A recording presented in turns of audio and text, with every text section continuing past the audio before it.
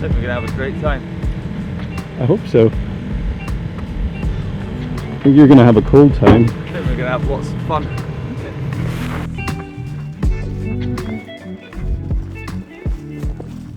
So today we're down in Sweet Hope in Northumberland, and the challenge today is going to be understanding all about cold water tolerance and how I can stay in the water for longer in a safe and controlled way. So currently on our way to meet Fenwick Ridley, who is a world champion ice swimmer, has been doing open water and cold water swimming for about 20 years. So he's the man to ask about all this stuff. So I've come to meet him, understand exactly kind of what he does every day to make sure he can stay in the water for as long as he can, and hopefully learn a lot.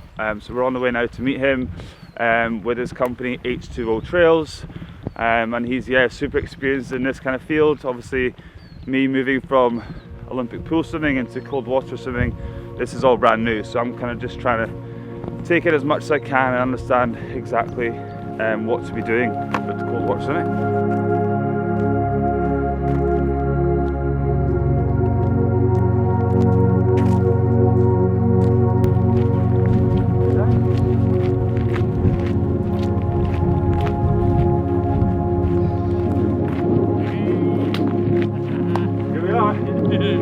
Yes, mate.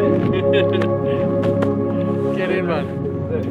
It's not a bad place to do it, is it? Oh, you couldn't get any better. Can't get any better. Yeah, and this is going to be a nice vessel for you. So this is actually the coldest accessible body of water in England. Oh, nice. So this is a Great. bit of a beast. Awesome. And it's because it's high up and it's shallow, and it is right up on that border of England.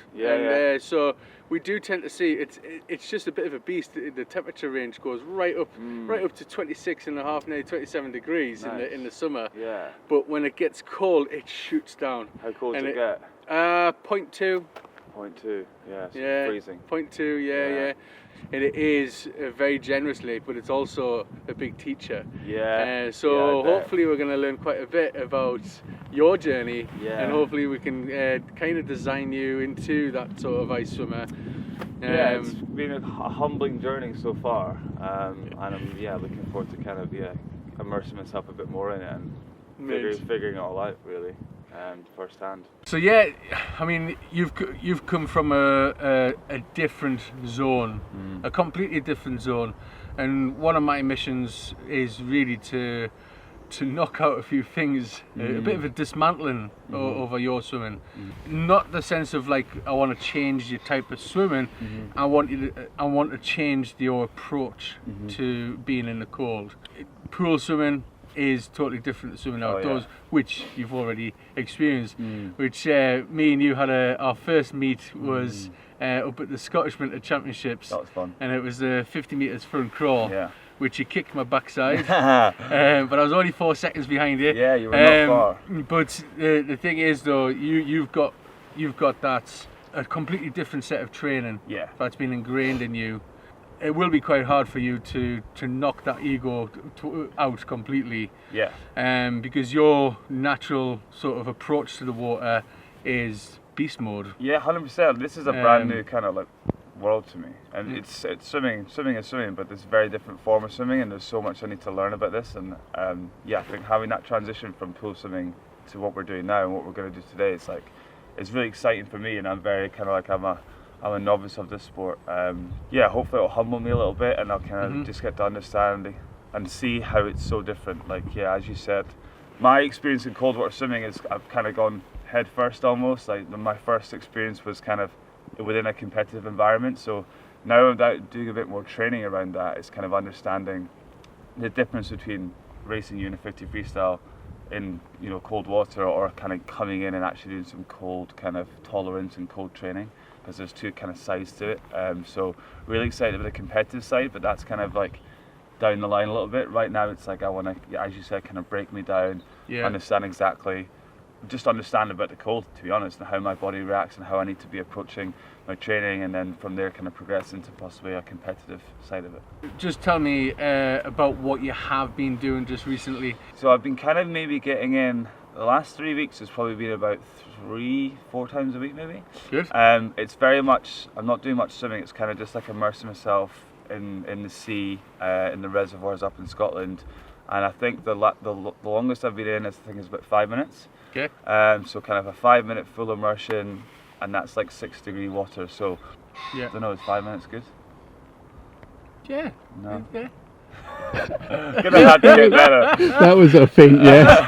I mean, because like, No, it is, like it's the good. goals as well. Like, obviously, you spoke about, you know, you do some really long distance stuff. I'd love to kind of get up to a certain distance. Like, I'd love to do like an ice mile, and you know, that's I'm gonna need to be in for at least about 20 minutes for that. It's good to have them targets. Yeah. It's good to have them targets. One of the first things I'm going to get you to do is, well, I'm going to get you cold, Yeah. because I don't think you've been cold. Okay. From what you've described to me, I don't think you have been cold. Mm-hmm. Now, the percentage of people who are a little bit skinnier, sometimes with a higher amount of muscle on, they do tend to have a little bit more of a sharper give when it gets a bit colder. Yeah. But we all cool at the same rate. Okay. So we all cool at the same rate. Yeah. But there's a few things that can actually hinder that, and that's hydration, sleep, stress, fuel. So that plays a big role in your cold immersion, your time period, and the way you rewarm. So I'll give you a couple of questions. Yeah. Okay. Fire away. So when you've been in for 5 minutes or so, and you've come out and you've get yourself changed, how are you feeling? Are you feeling pretty cold and shivering? It's been different. It's been depending on, like, yeah, I've never really had proper shivers, to be fair.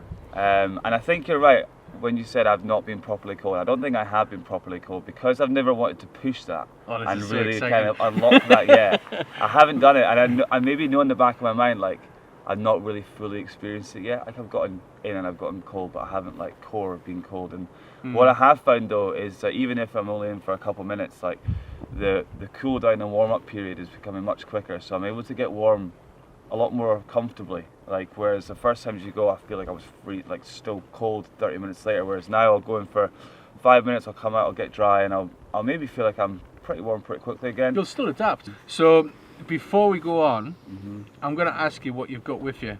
Okay. All right. So this is probably one of the most important parts. Yeah. See, stripping off and getting into the water, no problem at all. Yeah. But planning for your exit is a really important part. So I'm guessing have you got the extra pants? Is these what you're going to be putting back on? I've got just these. Right, There's like cottons underneath them, so they're warmer than the look. Cool. Just these No trousers. tight clothing underneath? No tight clothing underneath. Cool. No. Because that's what we don't want. We don't want any tight clothing. And your top, so you got a jumper underneath there as well? I've got a hoodie, I've got this, I do have a dry robe with me as well. Sweet, sweet. And obviously you've got your towels. Got my towels, Yeah. got my suit. You got some food and drink? Got some food and drink, got some sandwiches, got some coffee. And you got anything like cake bar or sweet or I got a couple of Kit Kats. mint? They're going to be your first things that you're going to be putting in your face. Okay. All right. Coffee's not the greatest tool for someone who's going through this period, because if you think about what caffeine does, it does alter a few things in our body. So we're looking at blood circulation, heart rate, and it could interrupt the body's natural learning.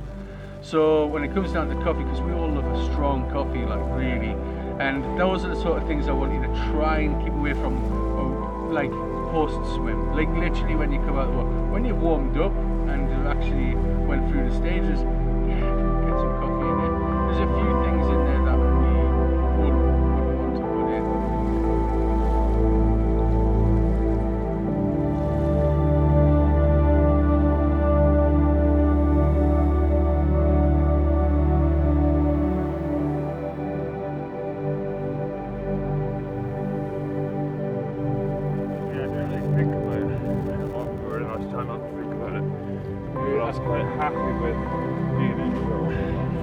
How are you feeling, Ben? I'm feeling cold. I can't even think straight right now.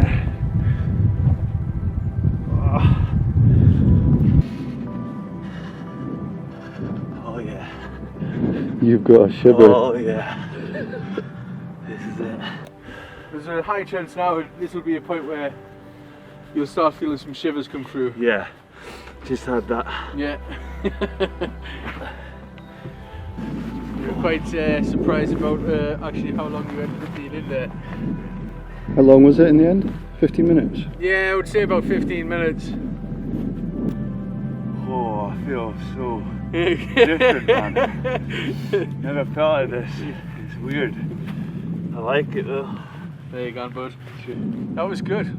That was a good swim that you just did there. Yeah, really good. And I was actually hoping that you would actually get to this little stage here to like feel what it's like, but also to help you in preparation. We need, even though it's like, I know we're coming in towards spring, we would probably could do with some like winter snow boots that you just drop your feet into, some nice fleece lined ones, some jogging, like oversized jogging pants that are a lot easier to put your foot through.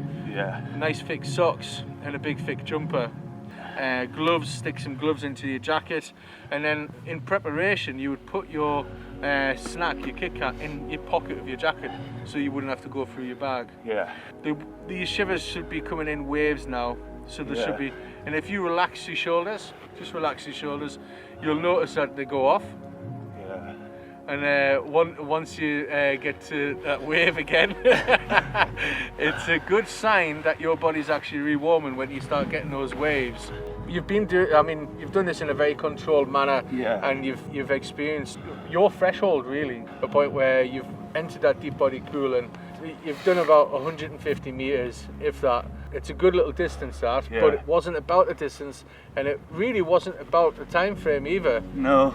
It was all about the management of you being able to do this, and having that control and understand about those responses, and you coming out and being comfortable and going through the motion like now. So yeah, how are you feeling? Good. Feel fine. Don't know, it's like such a different response than I've ever had. Like, my head's a bit, it's like hard to concentrate at times. It's hard to speak as well. Like, my jaw is definitely the one that, it's like, even when I had that first bite of the Kit Kat, it's hard to my get jaw in was there. like tired. Yeah. Because it's all tensed up, like I could barely chew it. That's it, that higher muscle tone. Yeah. I feel quite comfortable with it. Like I feel safe. Yeah. Even though I know I've kind of like pushed my body there, and this is my body kind of telling me that was a new experience, that was a different threshold that I've gotten to before. And even though it looks like I'm freaking out here, I'm actually pretty calm about it. Although I did feel right towards the end when we were swimming back in, I felt like my body was starting to get tired. Yeah. Like my stroke changed totally. Stroke felt stiffer. Yeah. And I was like, oh, I am maybe now starting to get properly cold. So this is awesome today. If anyone else wants to try this, how would they? What would you suggest for someone starting this journey, like what I'm doing? For people who are getting into the cold, my big advice is to start when the season's it's a little bit warmer, and then climb down the temperature ladder. Yeah. So that's the best advice, and then to seek out someone that's got experience with the cold. Yeah. And at H2O Trails here, we run all the courses for the cold water workshops. And also throughout the season we have like group introductions and one-to-ones. So and for the kids as well. That's probably one of the things that I really look forward to, is because it's nice and shallow. It's a lovely sand entry. The kids just love it up here. But yeah, so if there's anyone that's want to get in touch, you can find me on Instagram, YouTube, but also h2otrails.co.uk. Yeah, I would give them a shout because today was awesome, and yeah, it's getting more and more popular, so you know, leaning on people like Fenwick and H2O Trails is a great way to kind of start, so cheers for that, man. No problem at all, you've done amazing.